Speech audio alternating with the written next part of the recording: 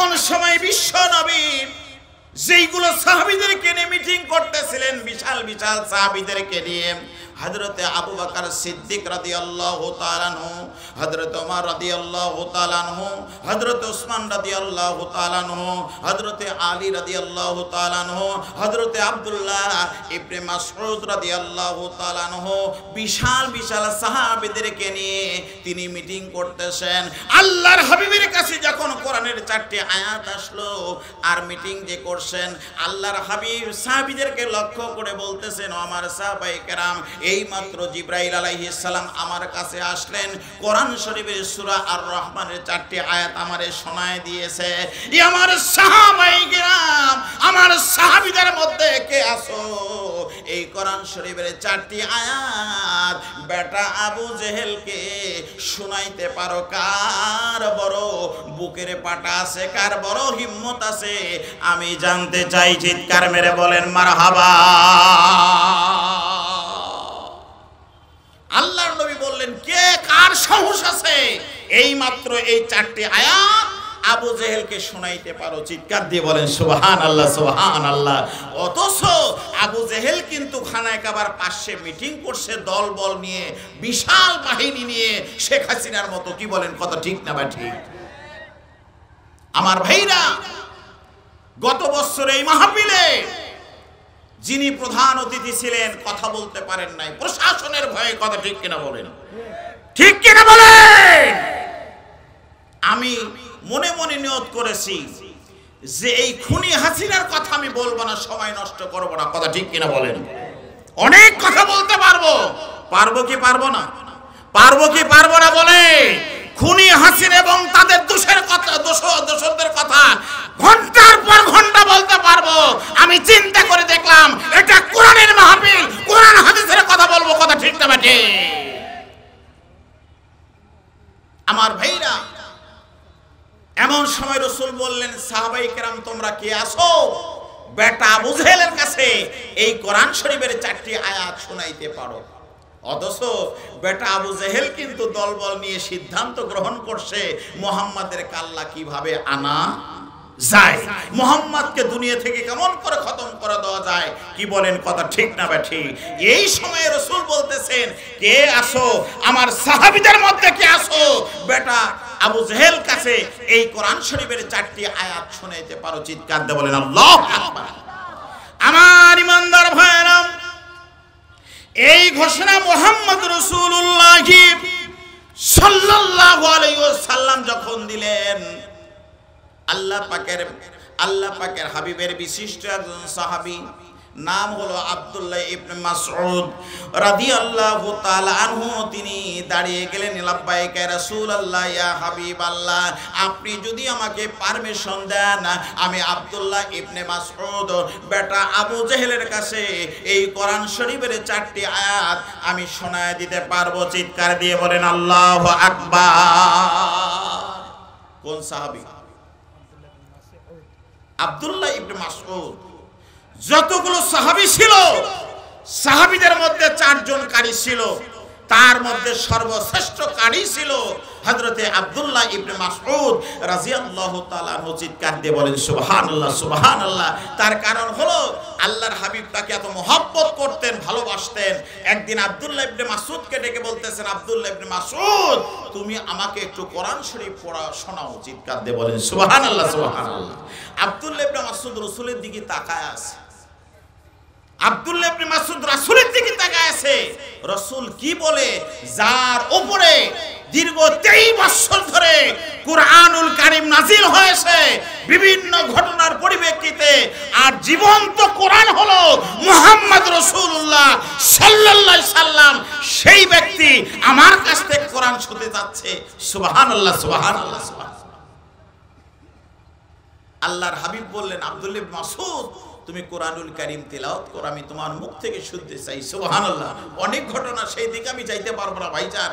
তো যাই হোক, উনি পারমিশন চাইলেন, আব্দুল্লাহ ইবনে মাসউদ পারমিশন চাইলেন, হুজুর আপনি আমাকে একটু পারমিশন দেন। পারমিশন দিয়েই দিলেন, শর্টকাট পারমিশন দিয়ে দিলেন। এমন সময় আব্দুল্লাহ ইবনে মাসউদ বিশ্ব নবীর পারমিশন নিয়ে রাসূলের পারমিশন নিয়ে খানায়ে কাবার অপর পাশে গেলেন। যাওয়ার পরে আবু জেহেলের কাছে যখন যাইতেছে, এমন সময় পাতি নেতারা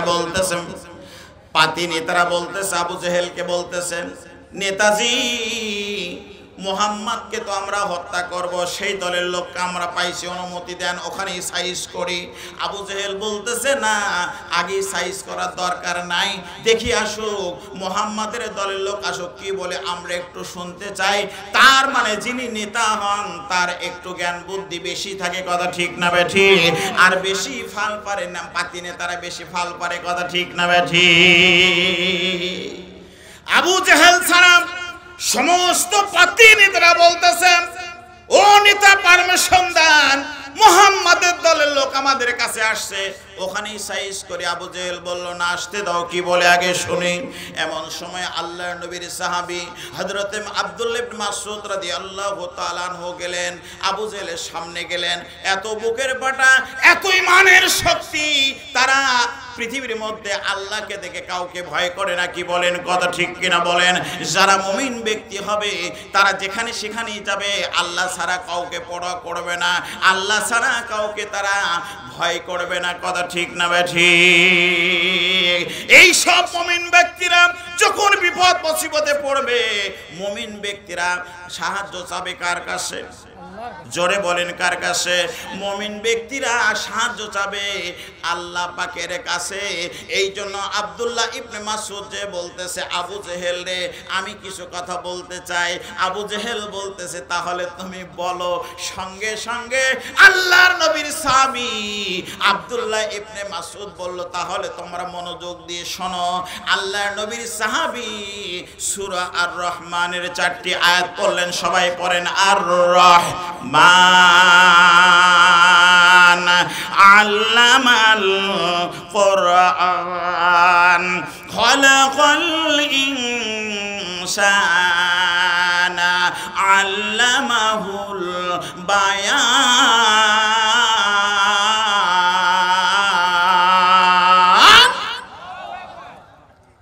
আমার ইমানদার ভাইয়েরা, মুমিন মুত্তাকি ভাইয়েরা, মনোযোগ দিয়ে শুনেন।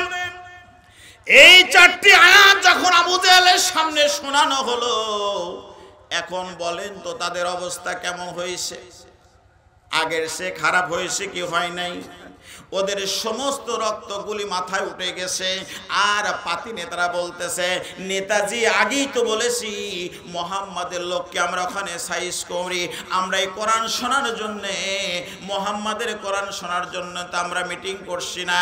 এমন সময় আবু জেহেলের রক্ত যখন মাথায় উঠে গেছে, বড় নেতার রক্ত যখন মাথায় উঠে গেছে, বলছে তোমরা ওকে সাইজ করো, ওকে সাইজ করো। সমস্ত কাফের বেঈমানেরা আল্লাহর নবী হযরত আব্দুল্লাহ ইবনে মাসউদকে এমন ভাবে প্রহার শুরু করে দিলেন, এমন ভাবে মারা শুরু করে দিলেন, আর বললেন দুনিয়াতে তোমাকে না থাকতে দিব না। মারতে মারতে মারতে কিতাবের মধ্যে আসে, আমার ভাইয়েরা, মারতে মারতে আব্দুল্লাহ ইবনে মাসউদের সমস্ত চেহারা মোবারক রক্তাক্ত হয়ে গেছে, বেহুশ হয়ে জমিনে পড়ে গেছে। এমন সময় আবু জেহেল বলতেছে, আর মারার দরকার নাই, যেইভাবে তোমরা প্রহার করেছো, আঘাত করেছো, আমার মনে হয় দুনিয়াতে বেঁচে নাই। আল্লাহ পাক বলেন, আমি যদি বেঁচে রাখি রে আবু জেহেল, তোমাদের তোমরা যতই লোক না হও, যতই হও না কেন, তোমরা আমার মুমিন মুত্তাকি বান্দাকে তোমরা মারতে পারবে না, কথা ঠিক না ঠিক? আবু জেহেল বলতেছে, আর আব্দুল্লাহ ইবনে মাসউদকে মারিও না, সমস্ত শরীর রক্তাক্ত হয়ে গেছে, বেহুশ হয়ে জমিনে পড়ে গেছে। আবু জেহেল মনে করছে আর দুনিয়াতে নাই। কিছুক্ষণ পরে আল্লাহর নবীর সাহাবী আব্দুল্লাহ ইবনে মাসউদ যখন হুঁশ ফিরে আসে, জ্ঞান যখন ফিরে আসে, সমস্ত শরীরে রক্তাক্ত অবস্থায় করলেন কি, সেখান থেকে এসে আল্লাহর নবীর সামনে যখন আসে, আমার ভাইরা শর্টকাট কথা বলছি, আল্লাহর নবীর সামনে যখন ওই অবস্থা যখন আসে, রক্তমাখা শরীর নিয়ে যখন আসে, কিতাবের মধ্যে আসে, আল্লাহর নবী আব্দুল্লাহ ইবনে মাসউদের চেহারার দিকে তাকায়া নবীর চোখ থেকে পানি দরদর করে পড়ছে। আল্লাহর নবীর ডান বামে যেগুলো সাহাবায়ে কেরাম ছিল সমস্ত সাহাবায়ে কেরাম কান্না করছে। আমার নবীজি কান্না করছে, সমস্ত সাহাবায়ে কেরাম কান্না করছে, আব্দুল্লাহ ইবনে মাসউদ কান্না করছে। এমন সময় কান্না করতেছে, এমন সময় আল্লাহ পাকের ফেরেশতা জিবরাইল আলাইহিস সালাতু সালাম আমার নবীজির কাছে আবার আসলেন। আসার পরে নবীজির সামনে তিনি মুস্কি মুস্কি হাসতেছেন, চিৎকার দিয়ে বলেন আল্লাহু আকবার। সমস্ত সাহাবায়ে কেরাম কান্না করছেন। অপরাধ ছিল কালেমার দাওয়াত দিয়েছে, কথা ঠিক কিনা বলেন? একত্ববাদের দাওয়াত দেওয়ার কারণে আজকে মার খেয়েছে। আজকে মুসলমান আমরা ইসলামী আন্দোলনের কাজ করা আমাদের দরকার আছে না নাই? জোরে বলেন আছে না নাই? আমার বন্ধুগণ, একটু পরে আসছে আমি আপনাদের কাছে আলোচনা করব। এমন সময় নবীজি কান্না করে, সাহাবায়ে কেরাম কান্না করছে, আব্দুল্লাহ ইবনে মাসউদ তিনিও কান্না করছে। কিন্তু এই মুহূর্তে আল্লাহর পক্ষ থেকে জিবরাইল নবীজির সামনে মুস্কি মুস্কি হাসতেছেন। নবীজি বললেন, ইয়া কি ভাই জিবরাইল, আমি কান্না করছি, আমার সাহাবায়ে কেরাম কান্না করছে, আব্দুল্লাহ ইবনে মাসউদ কান্না করছে, এমন সময় তুমি মুস্কি মুস্কি হাসছো, এর হাকিকতটা কি, এর কারণটা কি আমি জানতে চাই। চিৎকার মেরে বলেন মারহাবা। রাসূল কান্না করছেন, সাহাবায়ে কেরাম কান্না করছেন, আব্দুল্লাহ ইবনে মাসউদ কান্না করছেন, আর জিবরাইল এসে মুস্কি মুস্কি হাসছে। রাসূল বললেন, ব্যাপারটা কি? আমরা সবাই কান্না করছি, তুমি মুস্কি মুস্কি হাসছো। রাসূল যখন এই প্রশ্ন করলেন তখন আল্লাহ পাকের ফেরেশতা জিবরাইল আলাইহিস সালাতু সালাম শুধু বললেন ইয়া রাসূলুল্লাহ, এখন বলবো না, পরে বলবো। চিৎকার মেরে বলেন মারহাবা। কখন বলবে? কি দৃশ্য! সবাই কান্না করে, আর জিবরাইল আলাইহিস সালাতু সালাম উনি মুস্কি মুস্কি হাসতেছে। হুজুর জিজ্ঞেস করলেন, কি ব্যাপার? কয়, হুজুর এখন বলবো না, পরে বলবো। আমিও ইনশাআল্লাহ পরে বলার জন্য চেষ্টা করব। আপনাদের কষ্ট হচ্ছে কি ভাইজান? কষ্ট হচ্ছে? লিল্লাহে তাকবীর, লিল্লাহে তাকবীর। প্রধান অতিথির আগমন, প্রধান অতিথির আগমন, লিল্লাহে তাকবীর। আমার ইমানদার ভাইয়েরা, বলতেছিলাম এই কোরআন শরীফ যদি সমাজ থেকে রাষ্ট্রীয় পর্যন্ত আমরা যদি চেষ্টা করতে পারি, আমাদের দেশে আল্লাহ রাব্বুল আলামিন এই কোরআনুল কারীম প্রত্যেকটা মুসলমানের শিক্ষা করা, কি বলেন তো? কথা বলেন। কোরআন শরীফ শিক্ষা করা প্রত্যেকটা মুসলমানের জন্য ফরজে আইন।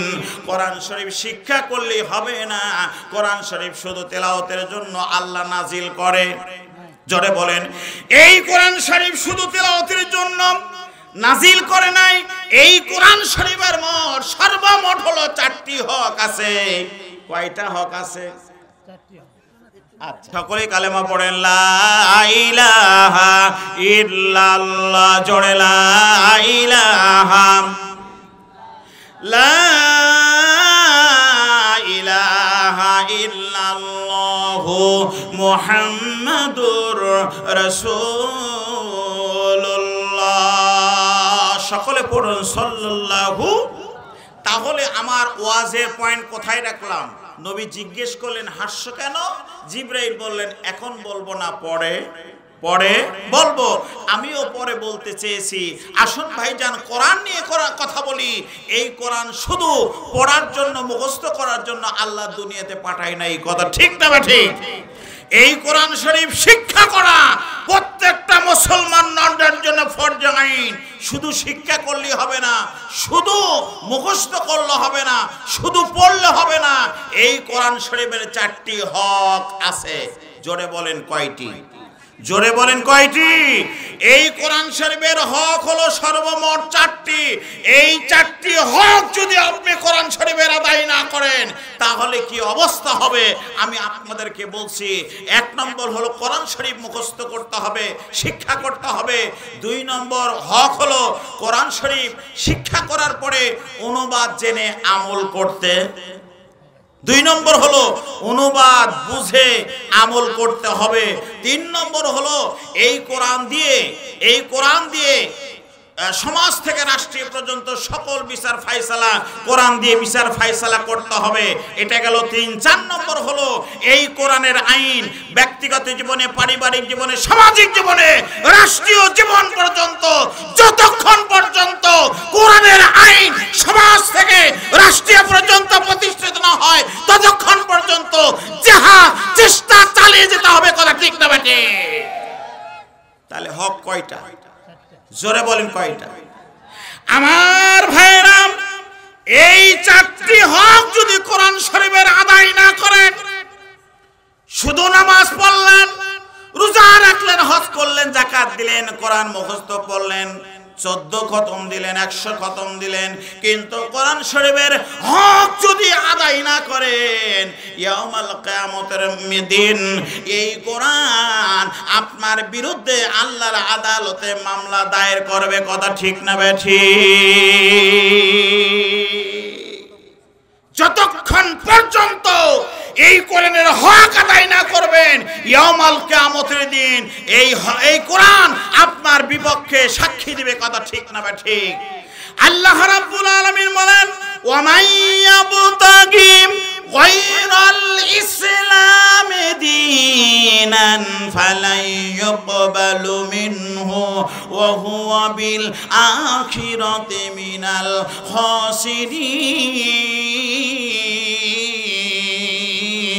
খাসিরিন। আল্লাহ রাব্বুল আলামিন বলেন, যারা ইসলাম ব্যতীত অন্য কোন দিনকে জীবন ব্যবস্থা হিসাবে মেনে নিবে, ইসলাম বাদ দিয়ে অন্য কোন দিনকে গ্রহণ করবে, এরা যদি নামাজ পড়ে, এরা যদি রোজা রাখে, এরা যদি হজ করে, কোরআন শরীফ খতম করে, আল্লাহ বলেছেন কোরআন শরীফের মধ্যে সাফ কথা বলে দিয়েছেন না, ফালাই ইউকবালু মিনহু, তাদের কাছ থেকে কোনো কিছু গ্রহণ করা হবে না। কে বলেছে? জোরে বলেন, কে বলেছে?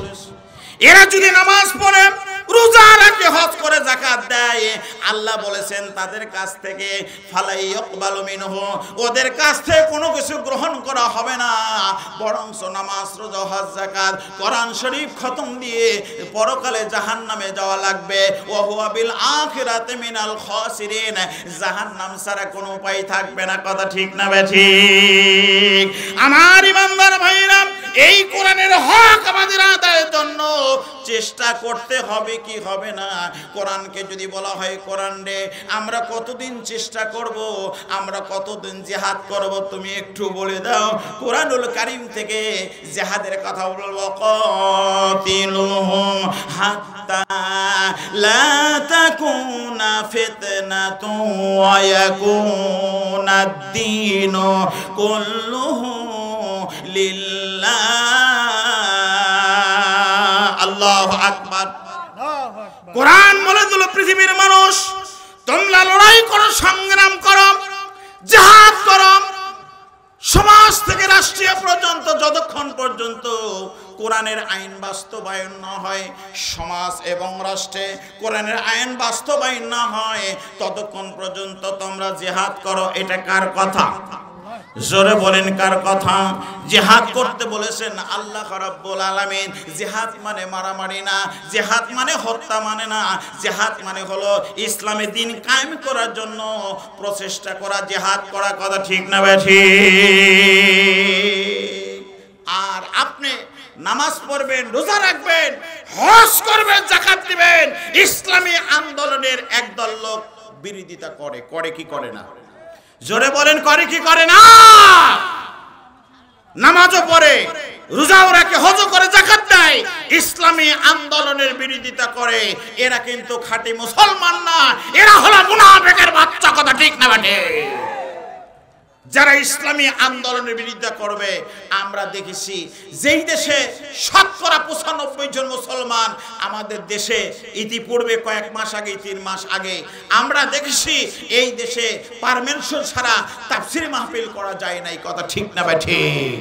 পারমিশন নিতে হয়েছে, অথচ অন্যান্য জাতির তারা অনুষ্ঠান করেছে, কোনো পারমিশনের প্রয়োজন হয় নাই। কথা ঠিক না ঠিক? এই জন্য আমাদের দেশে এমন একটা বোঝা মুসলমানদের মাথার উপর চাপিয়েছিল, আল্লাহ পাকের কুদরতি শক্তিতে আমরা লড়াই করে পারি নাই হাসিনার সঙ্গে, বিএনপি লড়াই করে পারে নাই, সকল দল লড়াই করে পারে নাই, আল্লাহ পাকের কুদরতি সাহায্য এসেছে। কি বলেন? কথা ঠিক না ঠিক?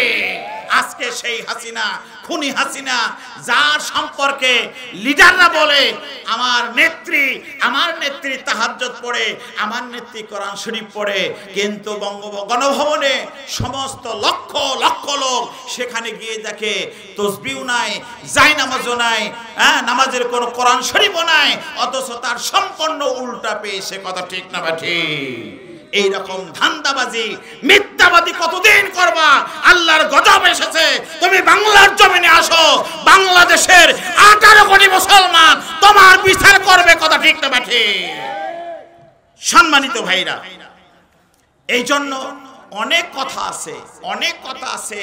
রসুল কাঁদছেন, সাহাবায়ে কেরাম কাঁদছেন, আব্দুল্লাহ ইবনে মাসউদ কাঁদছেন, আর জিব্রাইল আল্লাহর কাছ থেকে এসে নবীজির সামনে মুস্কি মুস্কি হাসছে। বলেন তো এই হাসির মধ্যে মজা আছে না নাই? কথা বলেন, মজা আছে না নাই? অবশ্যই মজা আছে ভাই। আমি তো আগেই বলেছি, আমি এই এলাকার বললে ভুল হবে, এই বাড়িরই সন্তান। কথা ঠিক কিনা বলেন? আমি তো ওয়াজ করা মুখ্য উদ্দেশ্য নয়, আমি প্রধান বক্তা আসা পর্যন্ত আমি আপনাদেরকে একটু বিরক্ত করব। স্লিপ কিন্তু এসে গেছে, তার মানে প্রধান বক্তাও কাছে কাছে এসে গেছে। শুনে আপনার রওনা হয়েছে, 10 মিনিট লাগবে, জানেনই তো। তাহলে আমি আপনাদেরকে বলবো ভাই, আল্লাহ যদি কোনোদিন সুযোগ করে দেয়, আমি আপনাদের সামনে বলবো। আর আপনাদের এটা গর্বিত যে আপনাদের দোয়ায় আল্লাহ যতটুকু আমাকে ইলম কালাম অর্জন করার তৌফিক দিয়েছে, আপনাদের দোয়ায় সারা বাংলাদেশে এই গুনাহগারকে আল্লাহ নিয়ে বেড়ায়। এটা আপনাদের দোয়া ছাড়া আর কিচ্ছু না। কি বলেন? কথা ঠিক না বা ঠিক? এই জন্য দেখি জিব্রাইল কেন মুস্কি মুস্কি হাসলো। আমি কি আলোচনা করব না ছেড়ে দিব? শুনবেন? আমার ইমানদার ভাইরা, স্লিপ কিন্তু আমার কাছে এসে গেছে অল্প সময়ের মধ্যে। আমি আপনাদের কাছ থেকে বিদায় গ্রহণ করব। আমার বন্ধুগণ, এই জন্য যারা মুসলমান হবে, ইমানদার যারা হবে, আল্লাহ দুনিয়াতে তাদেরকে পরীক্ষা করবেন। মুমিনদের পরীক্ষা হবে, ইমানদারদের পরীক্ষা হবে দুনিয়াতে। আল্লাহ পাক বলেন মুমিন মুত্তাকিনদের পরীক্ষা হবে দুনিয়াতে। আমি আল্লাহ যুগে যুগে নবী রাসূলদের দুনিয়াতে পরীক্ষা নিয়েছি, সাহাবীদের পরীক্ষা নিয়েছি, ইমানদারদেরকে আমি আল্লাহ পরীক্ষা নিব।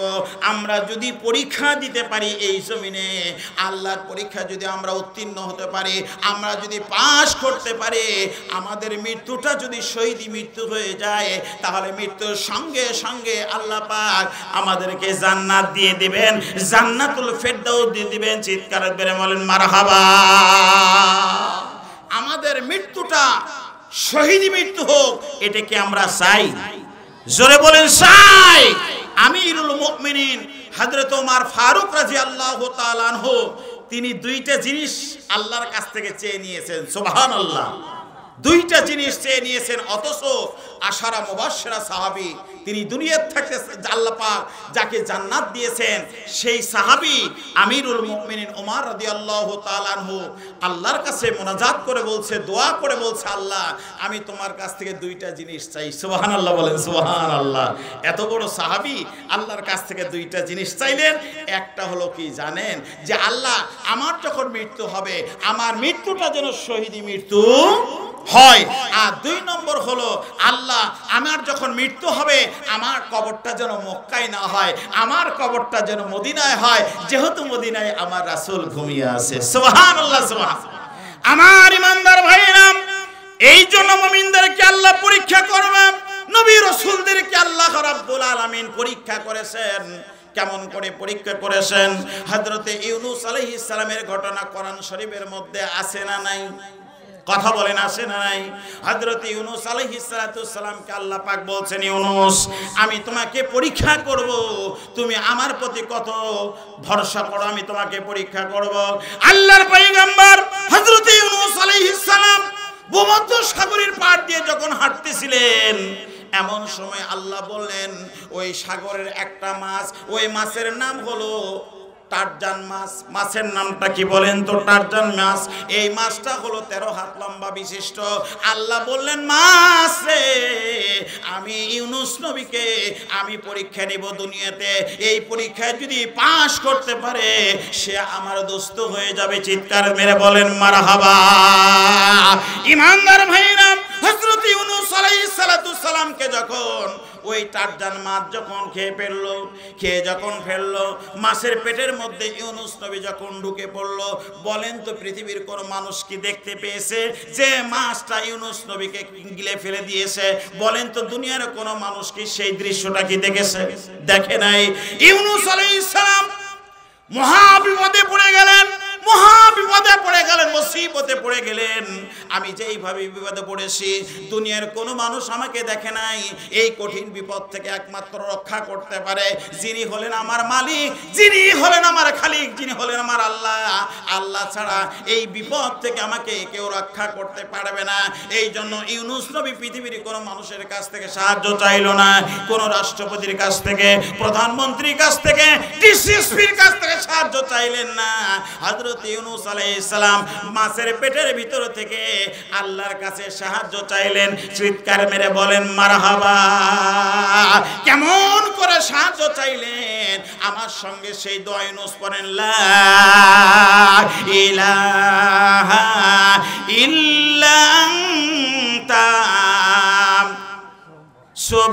সুবহানাকা ইন্নী কুনতু মিনাজ জালিমিন।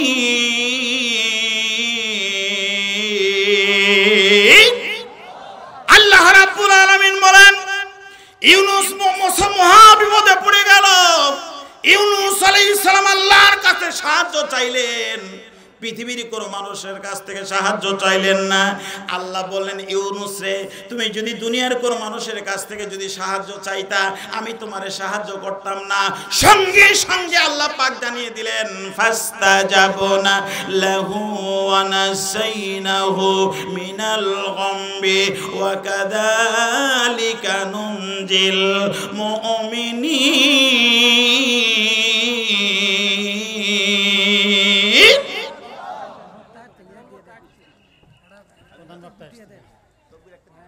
লিল্লাহি তাকবীর। প্রধান বক্তার আগমন, প্রধান বক্তার আগমন শুভগাছার পক্ষ থেকে, তাফসীর কোরআন মাহফিলের পক্ষ থেকে লিল্লাহি তাকবীর। সম্মানিত ভাইরা, আমি আপনাদের কাছে আর সামনের দিকে যাব না। আমি আপনাদের শুধু একটি কথা বলতে চাই, ইউনুস আলাইহিস সালাম সাহায্য চাইলেন কার কাছে? আর আমরা যারা মুসলমান, আমরা বিপদে মুসিবতে আমরা দুনিয়ার কোন নেতার কাছে সাহায্য চাবো না। কথা ঠিক কিনা বলেন? কার কাছে সাহায্য চাবো? বিপদে মুসিবতে আল্লাহর কাছ থেকে সাহায্য চাবো। এই জন্য আমাদের দেশে একটা সুযোগ আসছে, সব দল দেখা শেষ, এইবার হবে আমাদের দেশ জামাতে ইসলামী বাংলাদেশ। কি বলেন? কথা ঠিক কিনা বলেন? সব দল আমরা দেখেছি, সব দল দেখা শেষ, এবার হবে জামাতে ইসলামী বাংলা। জোরে বলেন। একটা সুযোগ এসেছে, এই সুযোগ আমরা ইনশাআল্লাহ ব্যথা যেতে দিব। মানুষের এখন জ্বর এসেছে, আমরা এখন টুপিওয়ালাদের দেখব। কথা ঠিক কিনা বলেন? নাঙ্গল দেখেছি, ধানের শীষ দেখেছি, এরপরে নৌকাও দেখেছি, এখন শুধু দাড়ি পাল্লা বাকি আছে। কি বলেন? কথা ঠিক না বাজে? এই জন্য সুযোগ এসেছে, এই সুযোগ আমাদের কাজে লাগাইতে হবে। কথা ঠিক না বাজে?